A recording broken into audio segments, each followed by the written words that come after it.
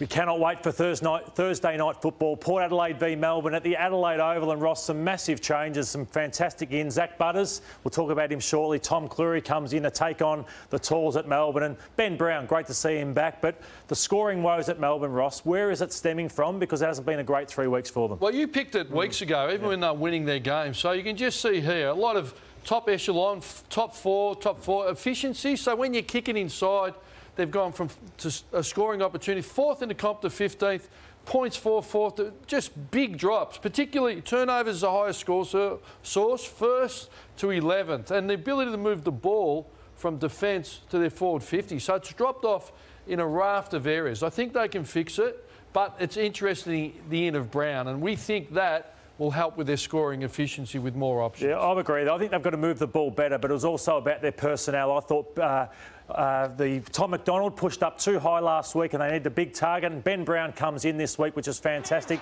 He wanted to show his best, Ross, and his best at North hitting up was pretty good. Yeah, well, against Port, he averages 4 goals, a 3.8 over his last 4 or 5 appearances. He doesn't perform against anyone better than he does against Port Adelaide. I think it is about their potential weakness of the shorter defenders. They've got McKenzie playing fullback. They've got Jonas. So if the pressure isn't on the ball and Cleary's come in, he leads up beautifully to the line of the ball, and he's hard to defend with his height.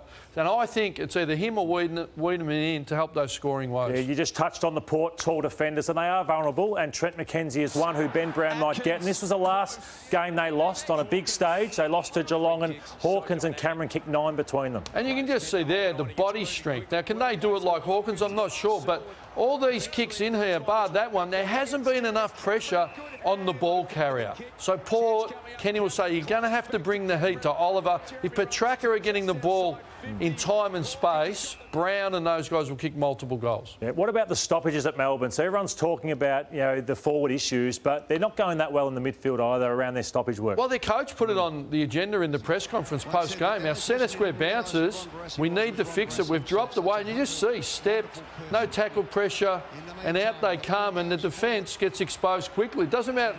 May's wanting the high ball, and he's not expecting the laser to come out. And this is really easy. The cover, just an easy Taranto goal. So, look, that's something they can fix because they have been great. They could be in a heavy training load. It's the grindy part of the year. They look at the ladder. They're defined by results a little bit. I think Goodwin's got the tools now to get them back on, give them a little kick up and focus them against a potential September threat. Those at Port Adelaide believe Zach Butters is their most important player and is something very, very special. And look at these highlights, Ross. It's going to be great to have him back on the big stage. Well, Voss and Kenny have been around for a long time, so they rate him highly. They've compared him to Gary Ablett Jr., but they have missed him. Their midfield, I think, is a bit one-paced if you take out Boak's pace.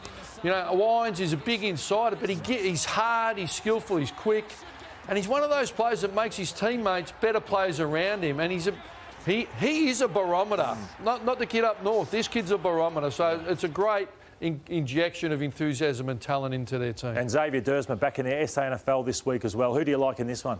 I think Melbourne can get it done. I'm not going to jump off them. I think they need to rise to the challenge. But Port have lost their last 3 occasions against top 4 teams, so Kenny bristles at that.